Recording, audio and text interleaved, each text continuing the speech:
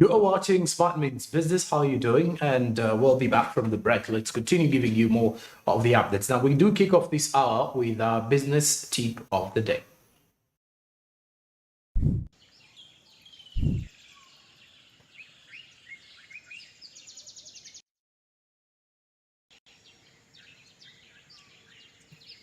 The business tip says you shouldn't focus on why you can't do something, which is what most people do. You should focus on why perhaps you can and be one of the exceptions. That is according to what the business tip says. You shouldn't focus on why you can't do something, which is what most people do. You should focus on why perhaps you can and be one of the exceptions.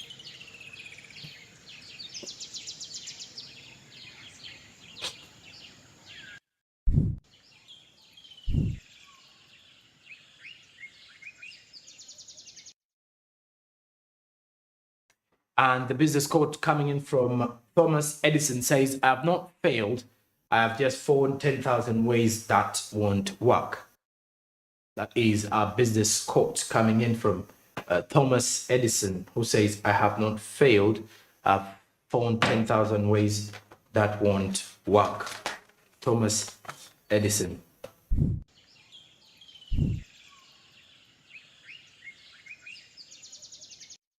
And now let's get into our press review to check out what is coming in from the print media this particular morning.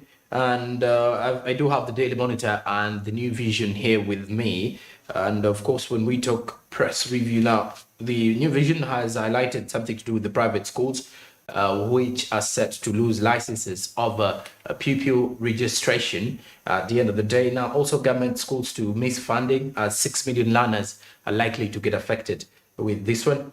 Then on the other hand, President Museveni has met with the United Arab Emirates investors, as he was actually prioritizing and asking them to tap into Uganda's many business and investment opportunities. This and more with the New Vision this morning. Now, there is also a payout. NSSF pays 636 billion in midterm access so far, according to a detailed report in the New Vision this morning. So you can get more of that. Now, in Kakumiro, over 8,000 peasants are set to get titles. This is another big report that you'll definitely get from the New Vision this morning. Then also on page 2, Ghetto Youth leaders have been trained in SACCO's management. As on the other hand, Kampala City Council Authority is on the spot as the IGG holds Chisenyi Market land deal. Why is that so? Still with the New Vision this morning. Now, not only that, with the Daily Monitor, we look at the arts teachers who are set to go on strike over pay. Now, after being beaten back to class last year, when they pushed for equal treatment like that of the science counterparts, the arts teachers are now demanding 100% salary rise before they report for first term, which starts in 2 weeks' time from now. Now, also, on the other hand, UNEP has given schools 14 days to register all senior 3 learners. That is according to what the information here with the Daily Monitor has highlighted. Then, on the other hand, the Shadow Finance Minister wants the NSSF later tabled. This is Honorable Mwanga Chivumbi, who has been highlighted here in the Daily Monitor. Now, also, on the other hand, in the other stories, Cabinet has given nod to oil pipeline construction license. This particular license is for the proposed East African crude oil pipeline project, and as we wait for Uganda's first drop of oil in 2025. And so that is one of the other issues to do with more coming up with the press review this particular morning.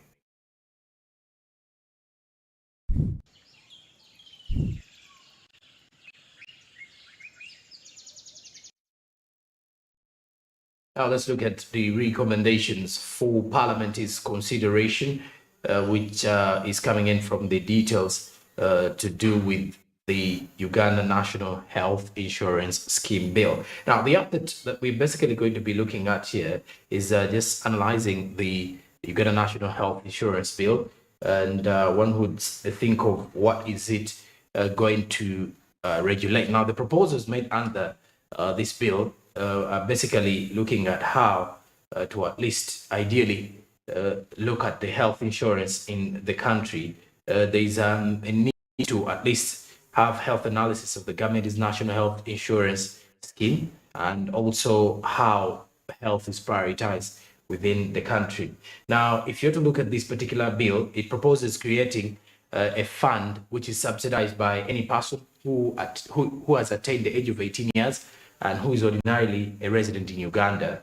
In the case of salaried employees, payments to the fund made by the monthly wage deductions and employer contributions. Now, while self-employed people pay an annual contribution to the fund. Now, this contribution shall be set at a rate indexed to a person's total income. This is just a brief of the provisions within the National Health Insurance Bill. Now, the scope of coverage for contributors is also unclear, as the bill states that every contributor and a spouse and a child of a contributor are entitled to all the healthcare benefits specified within the scheduled bill. Now, these terms raise the potential for considerable disparities and the gaps within. First, if you look at how spouses are defined, if someone is not formally married in a common law relationship or has several wives under customary law, will they be recognized? These are some of the provisions that are yet to be cleared, still within here. And if all children are recognized, this is not explicit that the bill refers to a child in singular. The definition of a child is that the bill does not clarify the question of how many children are included within this insurance kind of situation. But as we continue to look at the update coming in here, there are still issues that are being assessed before the bill is tabled again. Now, the scheme will as well increase the penetration levels from 0.7 to 3%, speaking of the National Health Insurance Scheme bill, if we are to put it in that way. There's also a need to introduce technology which is needed for the micro-insurance in order to succeed. Now, we get more of this one from the Insurance Regulatory Authority this morning.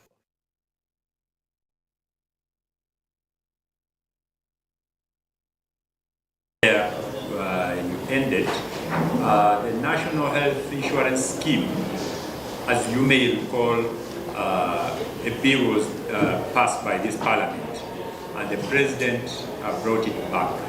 So the Ministry of Health, working with our team, has redrafted and recrafted even the payment schedules.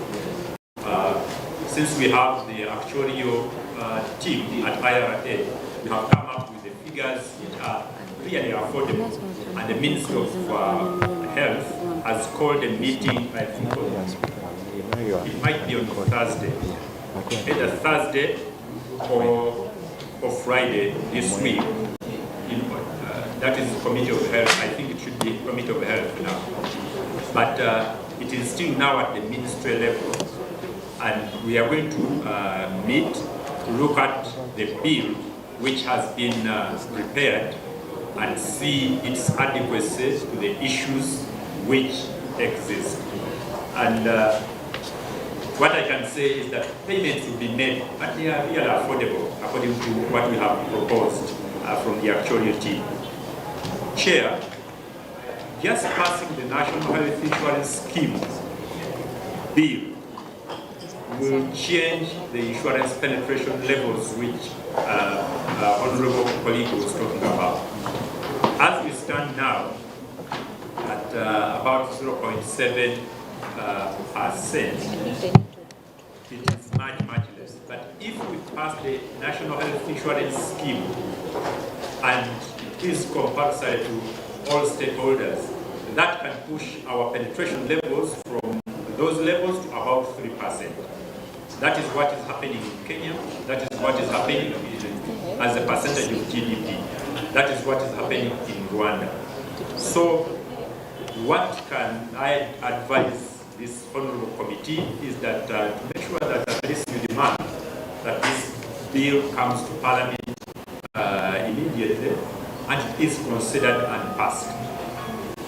When we are making a report for why this is important, we say people fall sick and go back to their homes and sleep because he doesn't have money.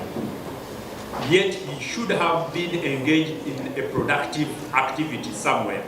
So that means government is also losing money. And we can only say that this is one good area which needs to be done. Insurance tribunals. At the Insurance Regulatory Authority, we have a complaints bureau where people should come and complain, and we give a restitution, as I say. And there is an Insurance Appeals Tribunal above us, which is independent, and the Honourable Minister launched it. The reason or the understanding is not everybody has money, pen, and time to go to court. For anything to go to court will take not less than 3 years for a case to be determined. Now, when someone comes to the Insurance Regulatory Authority for any complaint, we have made an undertaking in our client service charter that that case should not be with us for more than 3 months.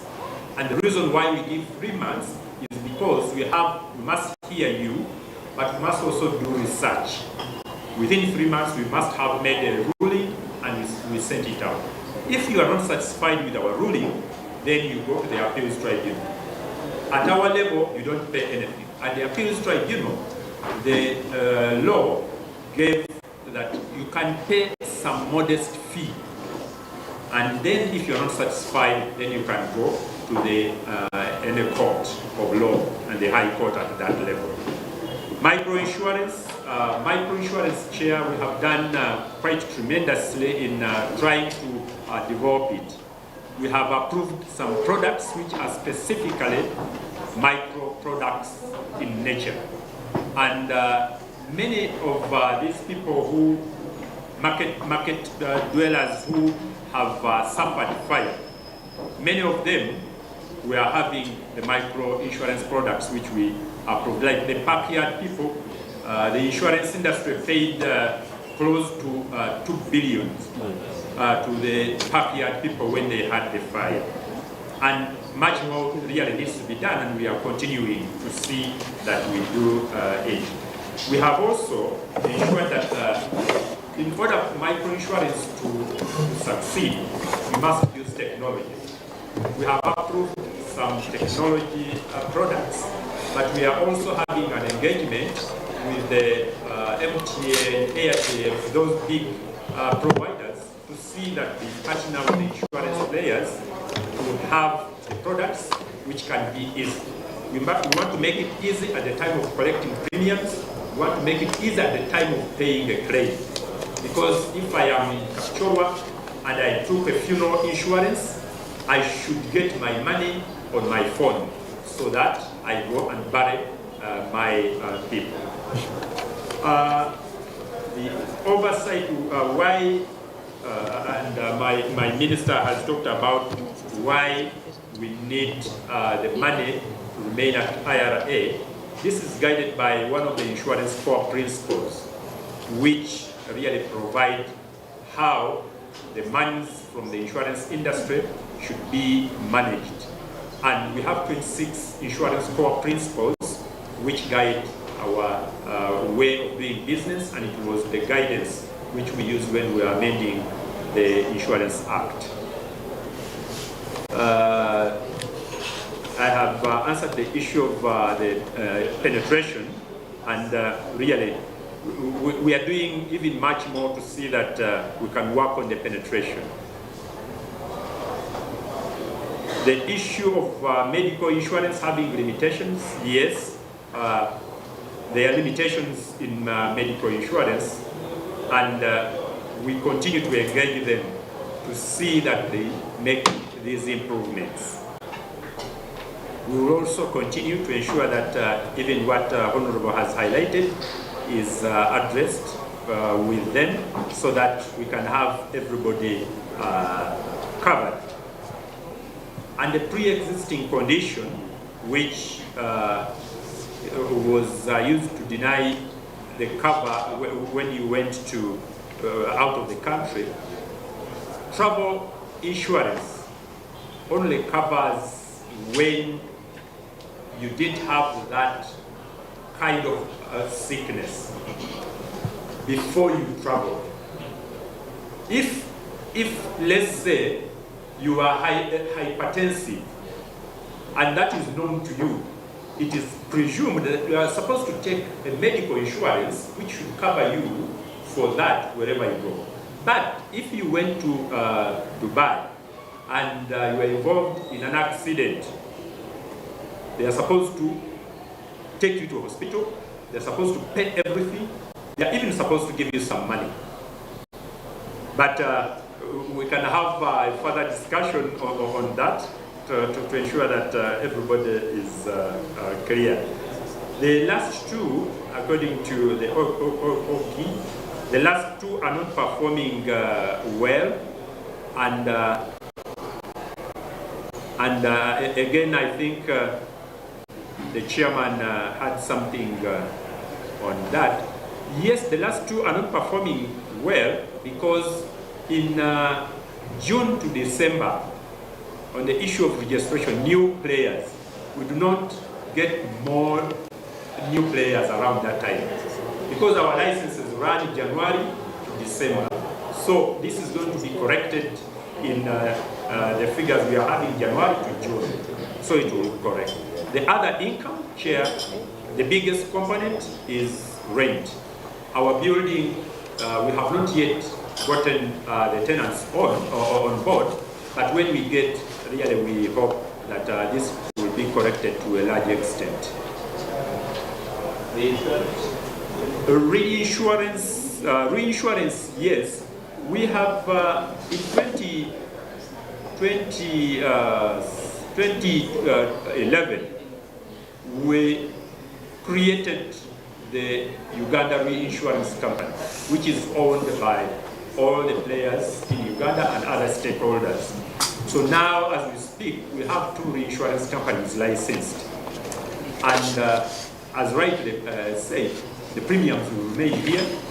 And we also have an investment guide or an investment guidelines.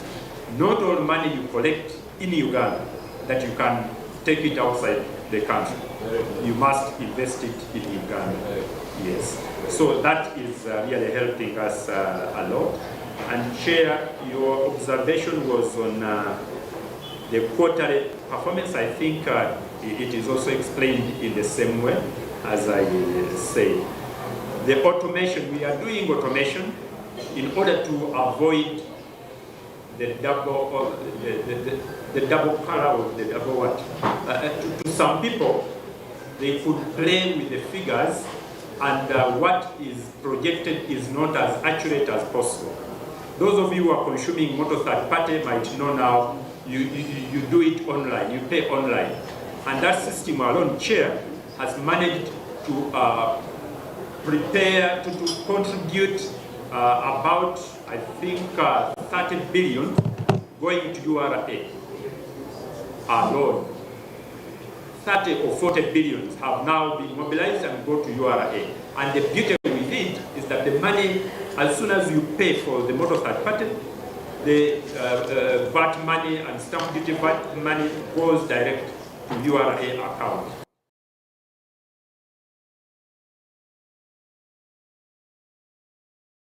And now, when you look at the other issues, that the scheme will increase the penetration levels from 0.7% to 3%, still at the ministerial level, they are assessing some of these particular issues. But not only that, as I was giving you some of the provisions within this particular bill of the National Health Insurance Scheme Bill, there's, when you look at some details here, they are also concerned from a human rights perspective about a scheme which differentiates between contributors and indigents, given that in 2018, the poor in Uganda made up anywhere between 21.4% to 41.7% of its total population of around 42.72 million. Now, the definition of indigents therefore affects anywhere between approximately 9 to 18 million people in Uganda, and this creates multiple problems in implementing the National Health Insurance Scheme Bill as proposed now. These particular problems are compounded by the National Health Insurance Bill, a requirement that's in order to access such benefits, the scheme shall, as may be prescribed by regulations under this Act, determine and register persons who qualify as indigents. And a person registered as an indigent shall have access to the benefits specified in a scheduled first of this particular act. Now, the bureaucratic process of registering between 9 to 18 million people and administering a system of indigent healthcare will arguably draw significant state and contributor resources, which could be better spent on strengthening the healthcare system itself. Now, there's also ample evidence to suggest that the healthcare for the poor often ends up being poor healthcare. So the more we target benefits at the poor only, the less likely we are to reduce poverty and inequality, if you are to look at this particular one. Now, after the break, we shall be returning with the latest from sports business and the entertainment business. But besides that, the markets on the Zabu platform are already open, so you should be able to invest your money right now. Star 292 hash is the hashtag and the USSD code that you can use for now, so that you can quickly kickstart off your investment journey with a no hassle and no kind of a difficulty. With just a minimum of 15,000 Ugandan shillings, you'll be able to invest in government bonds and choose a preferred maturity period for the bonds that you want to invest in, and that will definitely give you more of what is necessary. Remember, the markets open at 8:15 a.m. and close at 3:15 p.m. East African Standard Time. Please do note that these markets are also closed fully over the weekends and on public holidays. Zabu says, my money, my future, and Altix East Africa says, do something new. That is Zabu for you. When we do return after the break, we have the latest from international from the business in sport and the latest from entertainment business. So stick around. We have the latest of information coming up.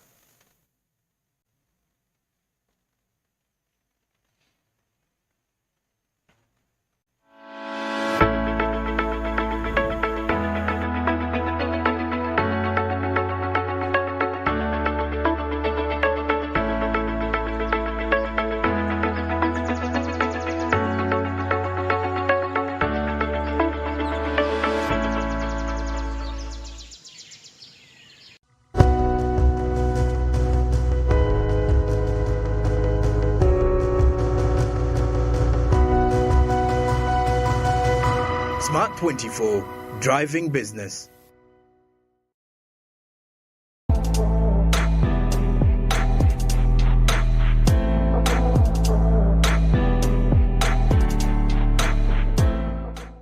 My name is Kaheru Bright Bernard, a sales and marketing consultant with Bukona Agro Processors.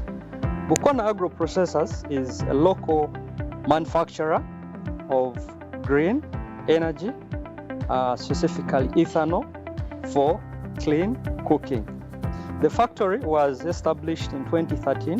Factory work started by 2019, and by 2020 we got support from government through Uganda Development Corporation to further improve our production, manufacture stoves that would be used, that would use ethanol for clean cooking.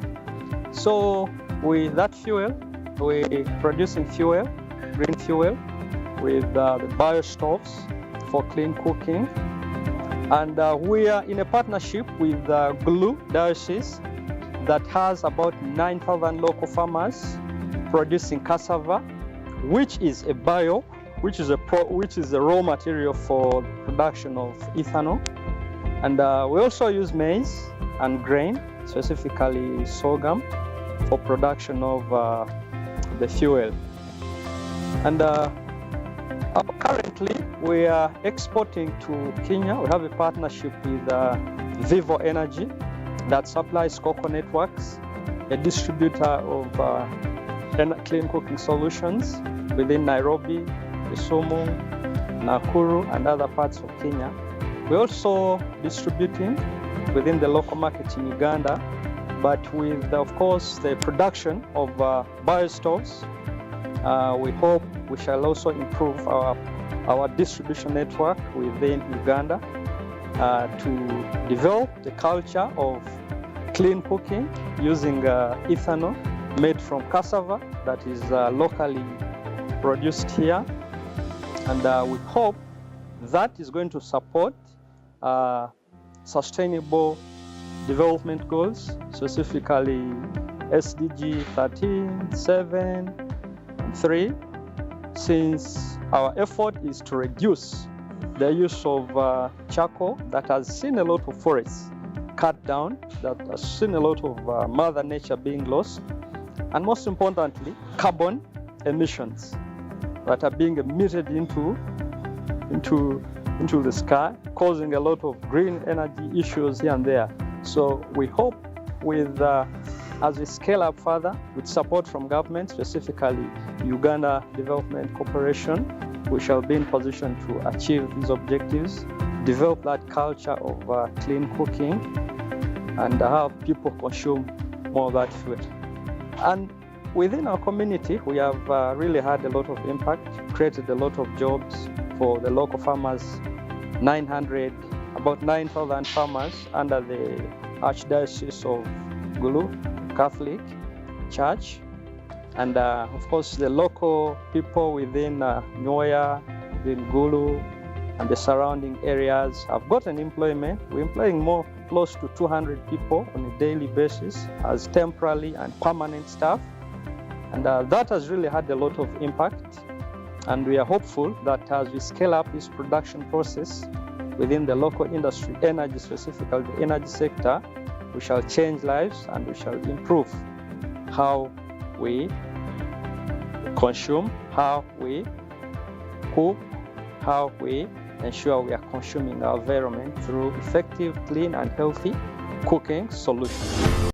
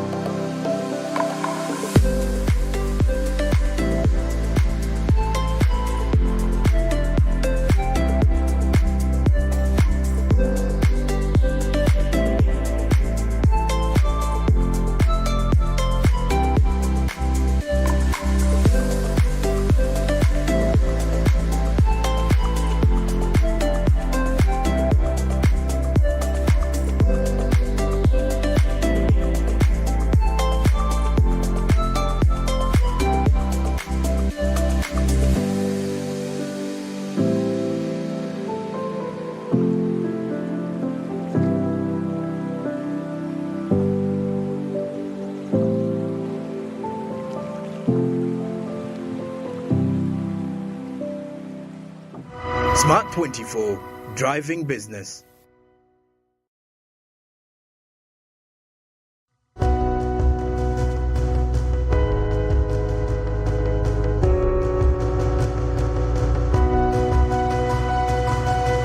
Smart24 Driving Business.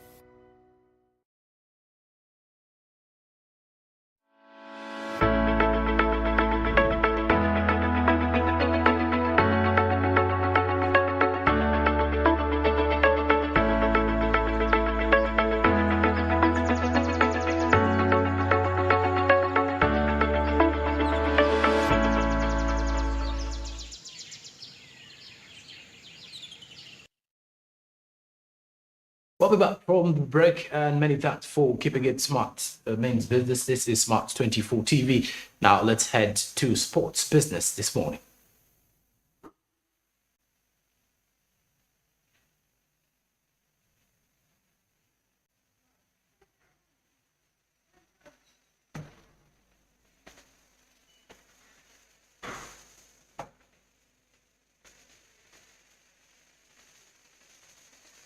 Now, with sports business, we start from the local scene as Ibrahima Juma finally joined Spanish side CD Leganes. Now, on September 23rd, that was last year, the Spanish Segunda side of CD Leganes announced the signing of the Ugandan left back Ibrahim Juma, and the former Uganda under 17 national team captain, formerly with the 13 champions KCCA, however, didn't move immediately to Spain, and there were doubts of whether he would go or stay. But all that has been put to bed as the side unveiled Juma and confirmed he will join their youth team in the January transfer window. Juma, who is apparently comfortable as a left back but can now also play at centre back, described the move as a blessing for the new year. And of course, he did receive a lot of congratulatory messages from those within the Ugandan football fraternity who were wishing him all the best upon his particular move to the Spanish Segunda side of Leganés CD. As we follow up more on the other issues to do with sports business now, let's get into the details dealing with Manchester United. Sir Jim Ratcliffe's company, Ineos, is formally joining a process to buy off the club. This time around, the British billionaire Sir Jim Ratcliffe's Ineos has officially entered the race to purchase Manchester United. United's owners, the Glazers family, said in November that they were considering selling the club as they explore strategic alternatives. Ineos said that the company had formally put themselves into the process of purchasing this club, and Ratcliffe made an unsuccessful late £4.25 billion offer to buy Chelsea last year after owner Roman Abramovich put the London club up for sale. But the son of a joiner in Failsworth in Greater Manchester, Ratcliffe is a boyhood fan of United and one of the UK's richest people. He said he would have tried to buy the Old Trafford side following the failure to acquire Chelsea, but after meeting with brothers Joel and Abraham Glazer, he stated that they did not want to sell. However, since then, the Glazers have changed their stance and he has now joined the bidding process. The Ineos group owns Nice in France and Swiss club Lausanne, and United have been owned by the Glazer family since 2005. They are fourth in the Premier League after an improvement in form under manager Eric Ten Hag, who took over in the summer. The American investment firm Rain Group, who handled Chelsea's $4.25 billion sale in May, is exclusively advising United. A consortium that led by Todd Bowley bought £2.5 billion for the Stamford Bridges club shares, while saying it would provide a $1.75 billion to invest in the Premier League club as well. Now, there have been multiple protests against the Glazers' ownership in recent years, including one in May 2021 that caused United's home league match against Liverpool to be postponed. Now, thousands of supporters marched to Old Trafford in protest before the same fixture this season in August. United were part of the failed European Super League project that rapidly collapsed in April of 2021, and Manchester United co-chairman Joe Glazer later apologized for the unrest it had caused to the football community. He later attended fans forums in the wake of supporter unrest and pledged to make shares available to the club's followers. Now, since then, a statement from United in November said that the board will consider all strategic alternatives, including new investment into the club, as well as the sale or other transactions involving this same company. And of course, that is the latest coming in from sports business this particular morning. Now we're crossing over to entertainment business with Berige Andrew to give us the latest of what he has for us. Now let's switch our eyes to Berige Andrew to see what he's getting us this morning. Andrew, good morning. How are you doing? Doing very fine. How are you today? I'm okay. How is everything, and what should we expect in today's entertainment business? Yeah, well, today it's going to be a little bit different as we're going to look at commercial streaming. And of course, getting to understand how much each platform pays an artist. And of course, also to guide you in a way of trying to make the best decisions as an artist. Now getting straight into this particular platform, and I know there is quite lots of questions as you could be having as an artist, as an entertainer right there. And you're thinking, how much money do I earn? How can I really earn from my digital sales and make some good money? Because the COVID-19 pandemic really taught artists, most especially in Uganda, to really value what it means to stream. Not only in Uganda, but also other countries, even including America, Some artists were really largely affected as a result of this. Now, it's very important to understand as you're doing music, as you're planning to upload your music, how do you plan to distribute it? The platform with which you actually put out matters a lot and speaks a lot and largely determines how much you're going to earn in the long run. Of course, there are quite lots of streaming platforms that have been there. There are some other platforms which are still coming out new, all with different rates. And of course, you really go with what makes for you. Back in the days when people were fans of music or were fans of a particular artist, what they could do was mainly going to stores and they buy the albums, they buy the CDs, and they go home and they listen to that music. But as technology and trends are changing lately, there is quite a shift to the digital space whereby fans don't really have to go to the stores and buy the music, but they only have to subscribe to the different platforms and they will be in position to actually get your music.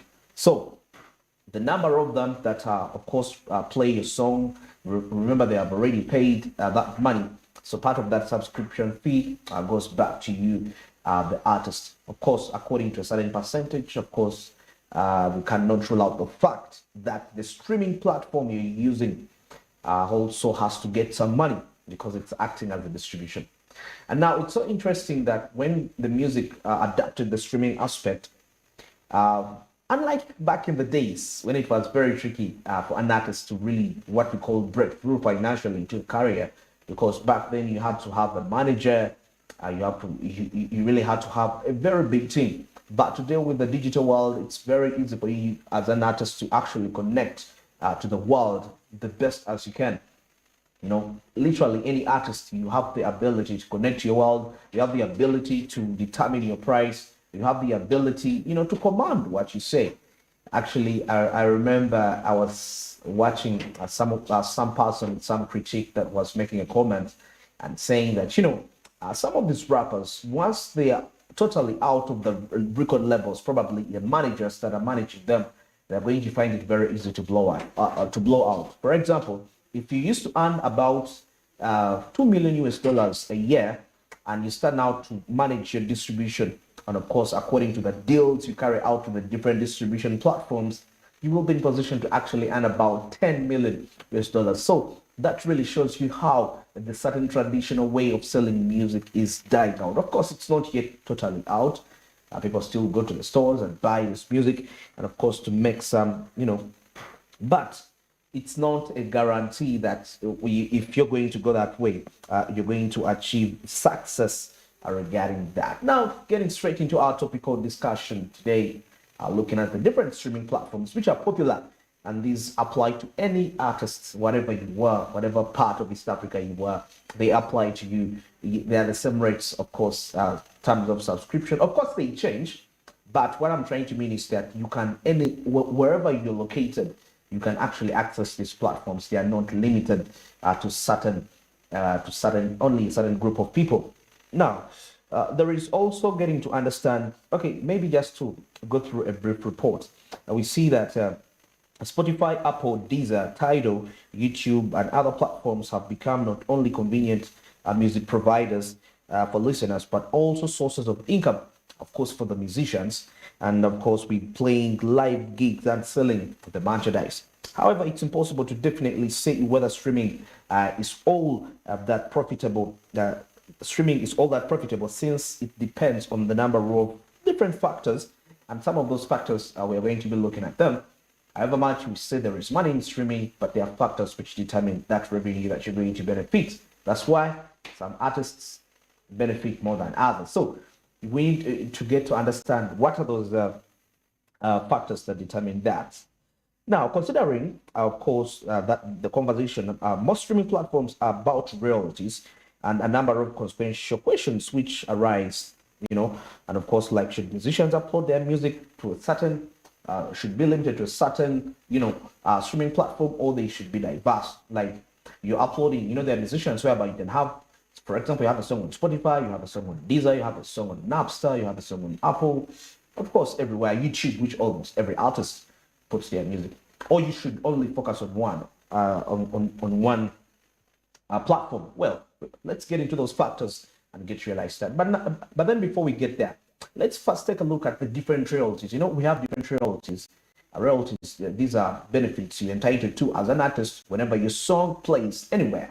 It could be on radio, it could be in a club, in a bar, restaurant, or if somebody clicks on it, it could be on YouTube or any streaming platform where you put it, you're entitled to a certain fee on that. Now, we have different streaming payouts. And of course, firstly, let's take a look at the mechanical royalties. And of course, these are royalties generated when a song is digitally that's reproduced. And of course, we see that as per the Copyright Act, artists are owed a certain amount of money every time their musical compositions are played. Yes, and the mechanical royalty rate is 9.1 cents per stream for songs under 5 minutes. So you get to realize that also the royalties are also dependent on the minutes which your song plays actually right there. And now, and of course, that's about 1.75 cents per minute. That's for songs over 5 minutes. So songs, if your streaming time goes about 5 minutes on a song, well, that means you're gonna there's going to be a bigger royalty that is going to determine. Now, there is also what we call public performance royalties. You know, the first we looked at a mechanical, like whenever the song is played on the streaming platform, as an artist, you're entitled to that. Now, there is what we call the public performance royalties, and this type of royalty is generated every time a song from a streaming service is played publicly.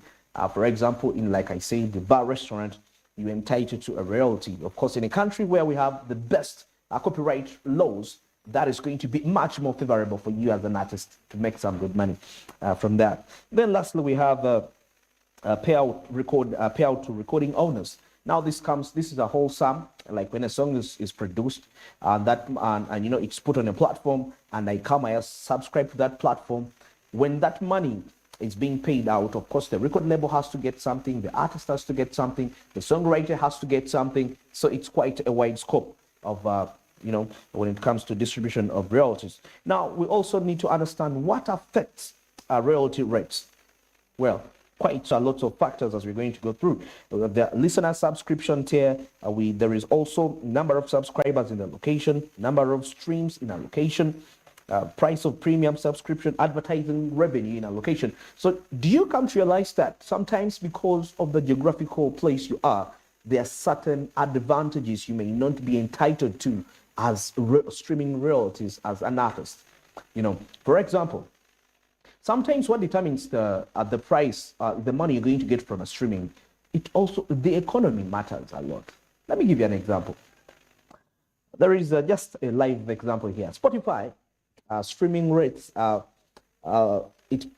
in Denmark, it's different from India, you know. Why? Because of the economy. Yes, however much Indians might stream your music, but the streaming value is not much as compared to when somebody in Denmark streams your music. So that's going to be different.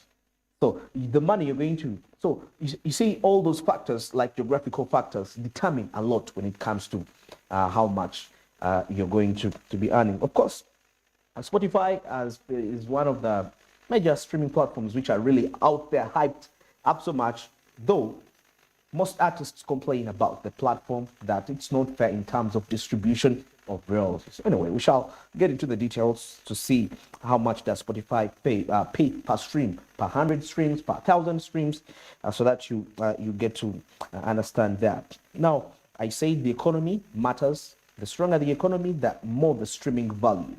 So there's nothing to brag about as an artist. If your song is being streamed in a place, yes, it's good, your song is liked there, but the streaming value doesn't contribute to the commercial value you're going to get in return. So that is something to understand. Now, there is also something we need to understand: what counts as a stream. And of course, a song is only counted if it's played for longer than 30 seconds. That's counted as a stream. Anything less doesn't count. Spotify openly states it's on the how we count streams page, and the same rule is disclosed by Tidal and other streaming platforms. Then what's more, offline streaming doesn't bring musicians any money. Yes, there are people who stream offline, so you get to know that sometimes You can have lots of streams, but people are streaming offline. It doesn't earn musicians any money. When users download songs to a streaming service cloud and listen to them offline, these plays don't count as streams unless listeners go online at least once every 30 days. So streamers downloading songs on a streaming platform and they listen to them on their free time, you are losing money as an artist unless they frequently visit that. Now let's get straight to the streaming platforms, and I'm going to start with Spotify, of course, which we've been citing out as an example. How much does Spotify pay per stream? Now, Spotify is a bit notorious, of course, for the lowest royalties among other streaming services, and even though it's the most popular platform, Spotify pays less than half a cent per stream. Wow. The rate fluctuates between 0.001 US dollars to 0.008 per stream, depending on the different factors described. So that is Spotify streams. On average, artists on Spotify receive 0.03 on one stream. 0.03, that's per stream, and also 3 to 4 US dollars for per 1,000 streams. So have that in mind as you're promoting music on Spotify. But I need to have about if I'm to get like $3 to $4, I need 1,000 streams. So if I want $10, how many streams do I need to have? So you can calculate that and you get to know how much money you can earn. Now, if the goal is to make a living off Spotify streams, you have to generate at least 1 million streams per month. Average monthly salary, which is about for you to earn about $4,100. In Uganda, that's about 19 to 18 million. So you have to make sure that every month you push your platform, your Spotify platform, to earn at least 1 million US dollars. Okay, now let's go to Amazon. Amazon, which is one of the, of course, the platforms where people, musicians put their music to stream. Now, how much does Amazon pay? Amazon Music, the third most popular streaming service after Spotify and Apple Music, pays out one of the most highest royalties, roughly about 0.00402% per stream, and that's around one US dollars per 235 streams, and 100 US dollars per 23,474 streams. Now you get to see, if you have 23,000, that's $100.